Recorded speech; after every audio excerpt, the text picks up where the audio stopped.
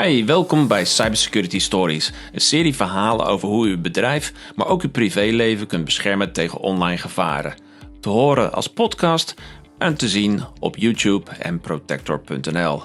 Ik ben Mark van Lookout, ik ben medeoprichter van Protector en dat is een bedrijf gespecialiseerd in cybersecurity. En in deze Engelstalige Cybersecurity Story vertellen Marius Rohart van Lookout en Marvin Campaign van Techdata hun verhalen over mobile security. So, hi there.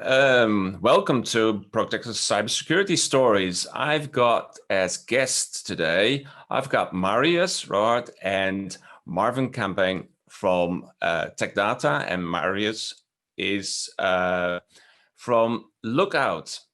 Lookout is a well-known mobile security solution. So I would like to start this whole story by first asking Marius, can you introduce yourself? And after Marius, would you like to do that, Marvin? Yes, I will. Hi, thank you, Mark. It's nice to be here, and I really like the happy coincidence that all of our names start with MAR. Oh yeah, gosh, yeah. Podcast three M's. Yeah. Indeed. It's a podcast del Mar. Yeah.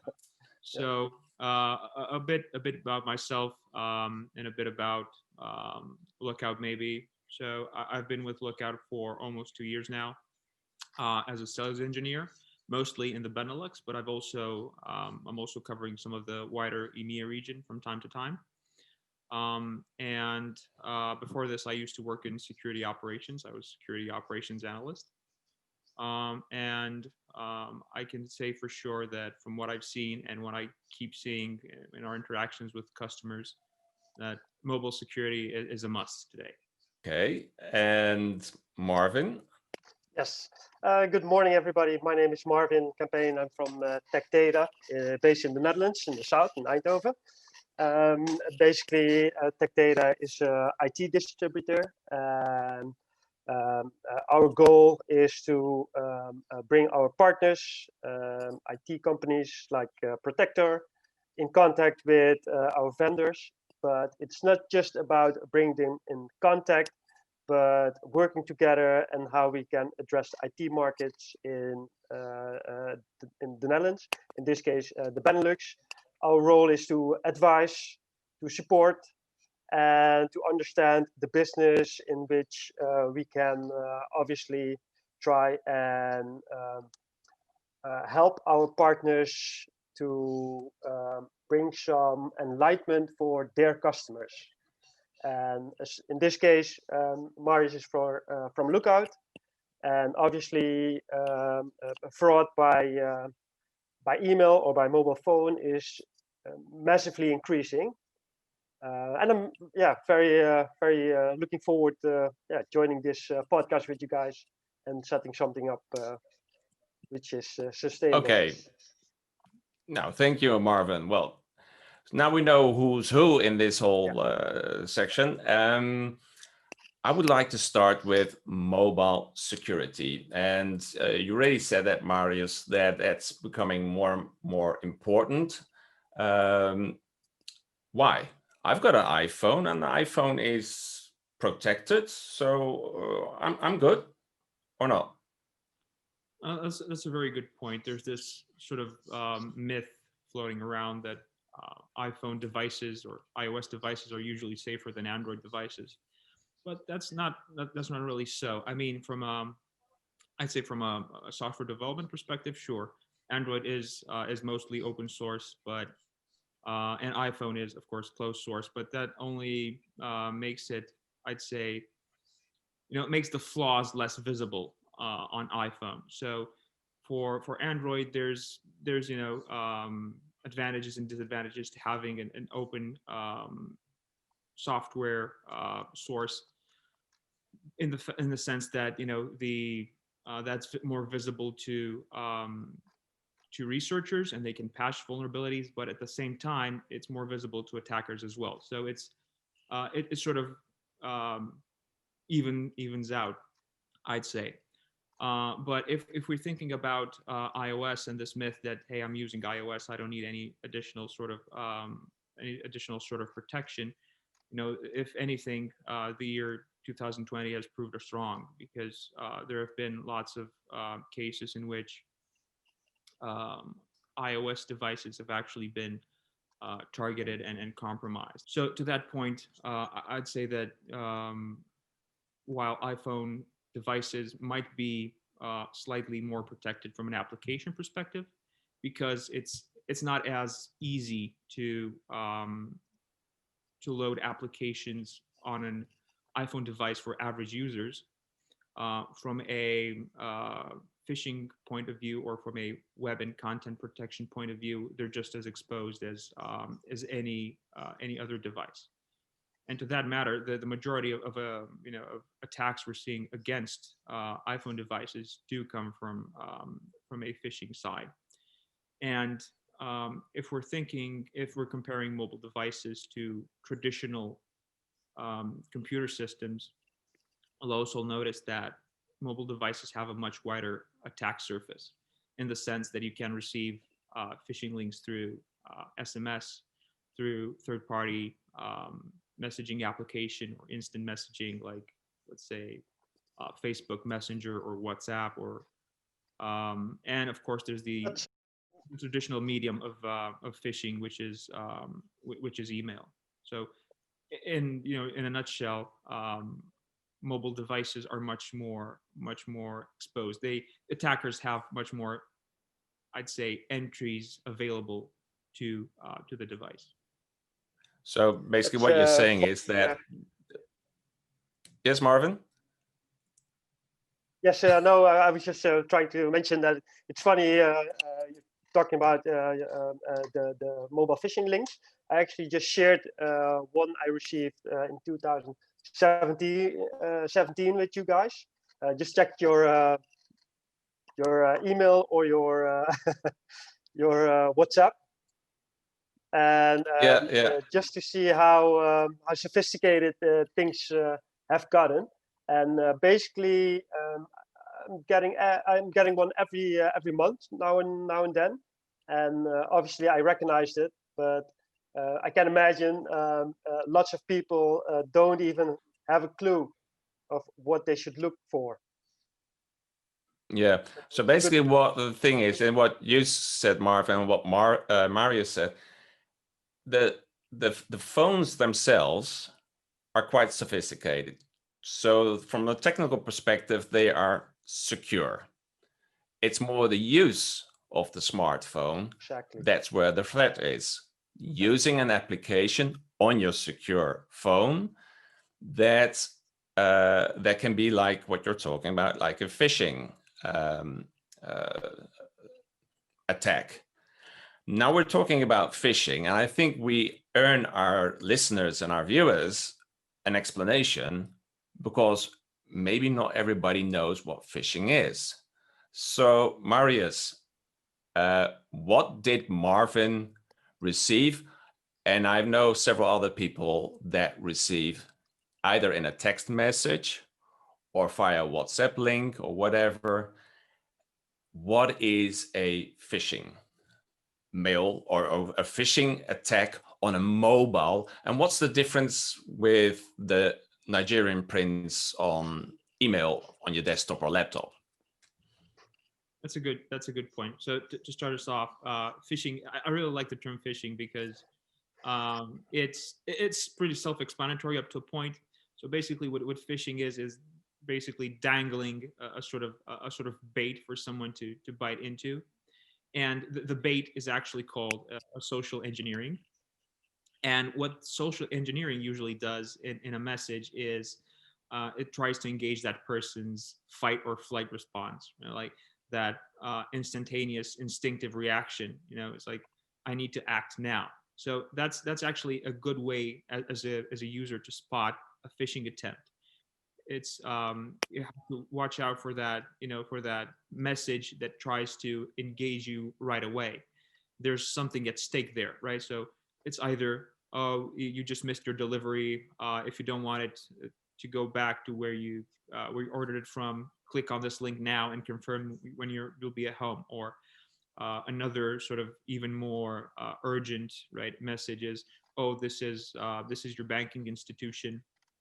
Click on this link now so we don't delete your account because we found some, insert message here. We found some funds being redirected to your account, or we found transactions that exceed a certain sum. So just click on this link as soon as possible. So that's pretty much how you need to train yourself to find a phishing attempt, right? And the actual phishing, or the actual, I'd say what the malicious party is actually trying to get is either some credentials from you, like an email and your password for that email, or other times they could also be just setting up the bait for you to install something on your device, a sort of either a malicious application or a sort of Trojan application that basically imitates a legitimate application. And then they're able to, with that legitimate looking application, they're able to use the legitimate capabilities on the device in order to collect data about yourself. And to your second point, how this is different from the Nigerian prince scam. Basically, the Nigerian prince or similar campaigns just ask you straightforward. They ask you for your money. But what phishing does, it actually gives the attacker the opportunity to help themselves to either your bank account or your credentials or your emails and stuff like that. So for the Nigerian prince, I'd say it's more of a long-term engagement from the malicious attacker, whereas from the phishing is pretty much just a hit and run. Marius, is the goal of, for example, our Nigerian princes always money?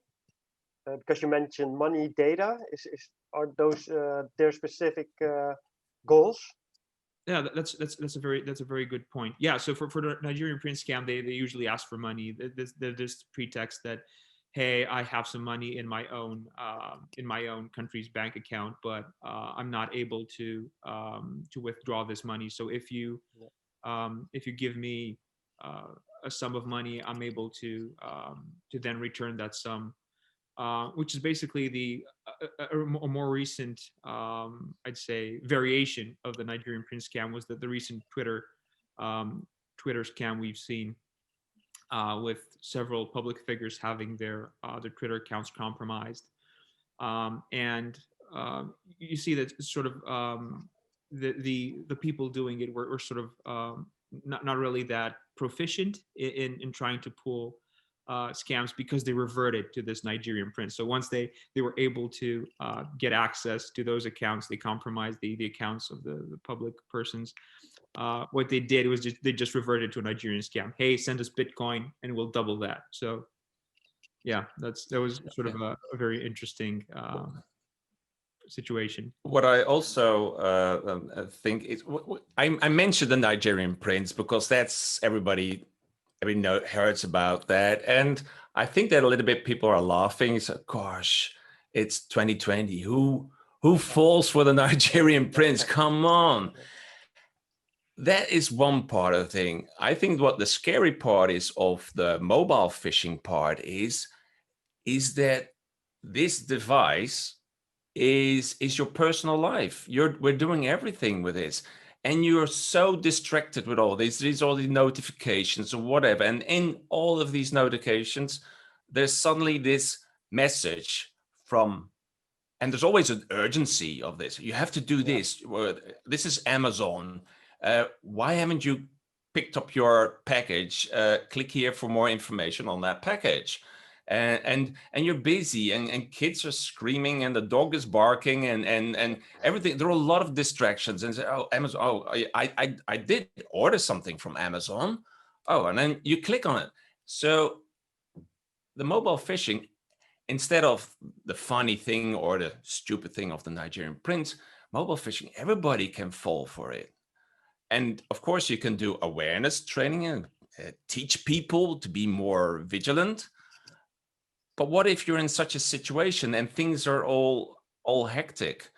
that's actually where you come along, Marius, with Lookout. Maybe you can tell a little bit more how you can help people that when they're off guard, that you step in. So basically, you're the last line of defense, and how can we protect our customers, Marius? Yeah, thank you for that question. That's actually a very, very good point. So to that, you're absolutely right in the sense that most malicious actors actually actively target people outside working hours, right? Because most people are set to work during that time, and a lot of people I know don't even bother to check with these miscellaneous messages during their work hours, right? But what they do is they target people in their free time. They sometimes even use work-related phishing messages. Hey, we have this important meeting tomorrow. Click on this link now. I need your approval on this. But what Lookout is able to do for for end users, whether they're part of an organization or they're just they want to secure their devices as individuals, we offer a mobile security solution. And Lookout also offers phishing protection for those devices. Now, the really, really good part is that Lookout is also able to protect from phishing attempts coming from messages, from third-party instant messaging, emails, any sort of I'd say channel that allows links to be sent and received. But it does so without inspecting any of the content that the user receives. So if, for example, let's say that a friend forwards you a message, right? Hey, take a look at this crazy thing or interesting thing I've seen, right? And in that message, you also have a phishing link that he received himself. Lookout is completely uninterested and oblivious to the contents of the message. We're just interested in the phishing link. And the Lookout phishing protection only steps in when that link is being accessed. So there's no need for Lookout to have a look at any of your private messages. We just step in at the right moment to keep you safe from opening a phishing link. Okay, and I think that will be something for a other episode, but I just want to know, have you noticed an increase of this kind of attacks during this working from home period? Well, it's funny if I may address this one, Marius. Apologies. I was just looking at some details from my bank actually. Their fraud desk, not allowed to say the name, but the fraud desk has reported over more than 6,000 WhatsApp fraud attempts a day, and it was registered until the 1st of May. So in the first, let's say 4 months, more than 6,000 attempts a day. And that's just one bank. Okay, So that's quite an amount. Marvin, whilst you're talking now, is this mobile phishing does that have an effect on companies? Because I guess that a lot of people are working with, let's say the distinction between work and private in the smartphone world is very thin. So all of these aspects that happen on maybe your personal device, do you see that there is an increased threat to companies? Unfortunately, yes, there is. And we also have the figures to back that up. And well, there is also a sophistication has been, let's just say our bad actors have gotten more sophisticated, they have gotten more experienced, and it's the perimeters of work and the workplace and your home environment have definitely disappeared. It was already so before the Corona crisis, but obviously during the Corona crisis, most of our workers are doing our jobs from home, and there are no perimeters anymore. So your private environment overlaps with your business environment, and that also brings our partners for challenges, challenging times, to be honest. Because yes, we have seen a massive increase of WhatsApp fraud. Well, we haven't covered it yet, but spoofing, trying to impersonate someone you're not to be. And we're seeing a massive increase of those kind of well, bad actors trying to gain access to corporate networks or to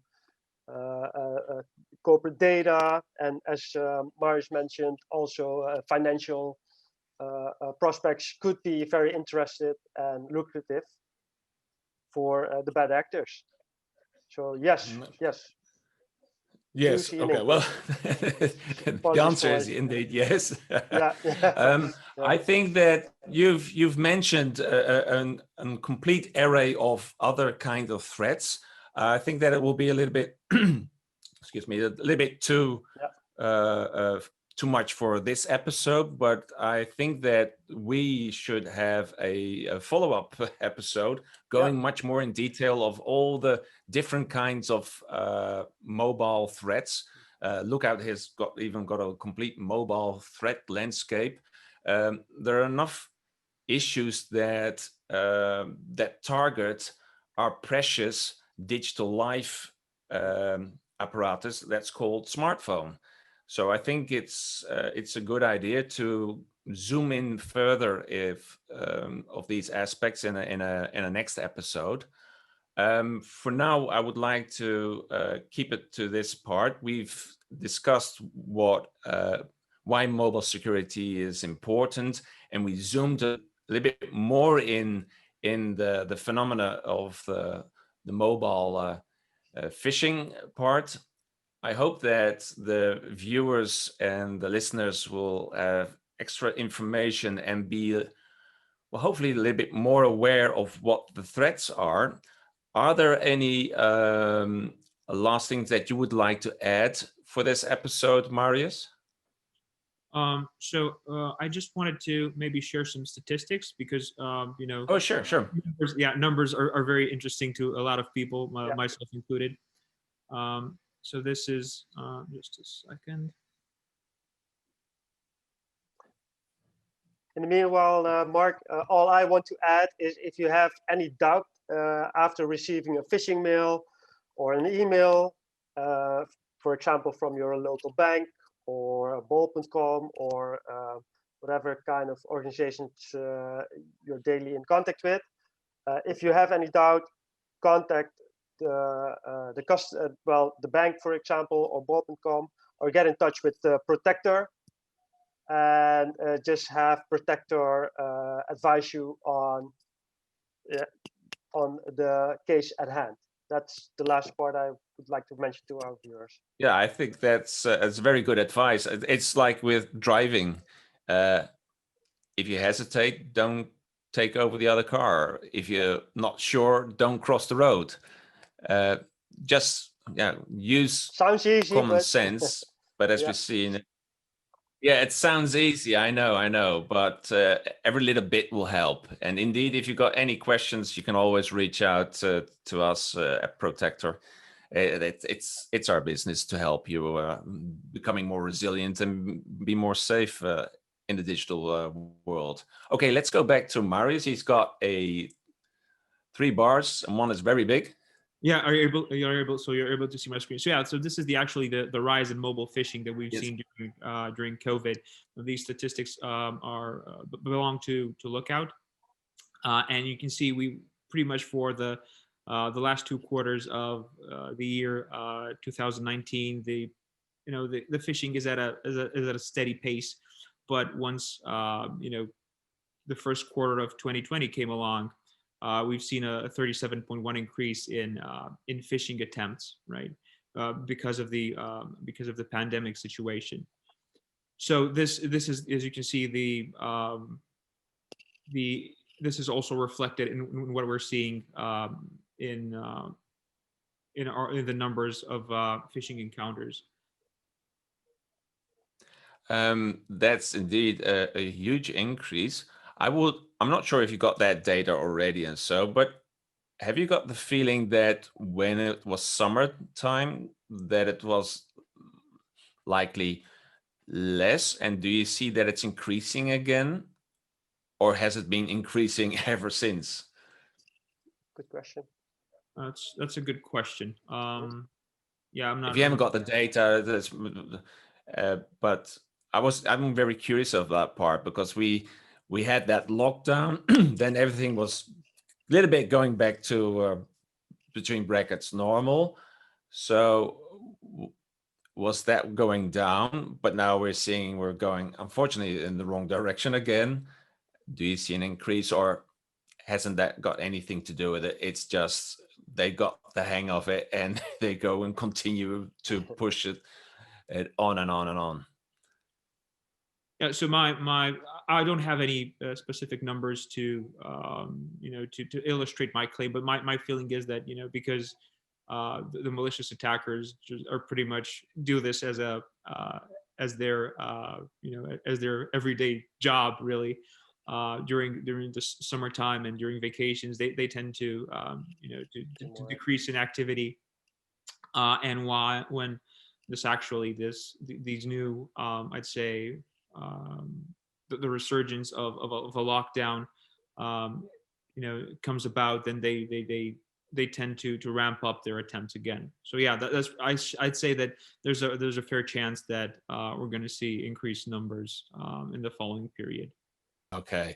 Well, with this conclusion that hackers also go on holidays, I would like to conclude this this episode. I would like to thank you very much for your participation in this episode of Protectors Cybersecurity Stories. If people would like to reach out to you guys, Marius, how could people get in touch with you?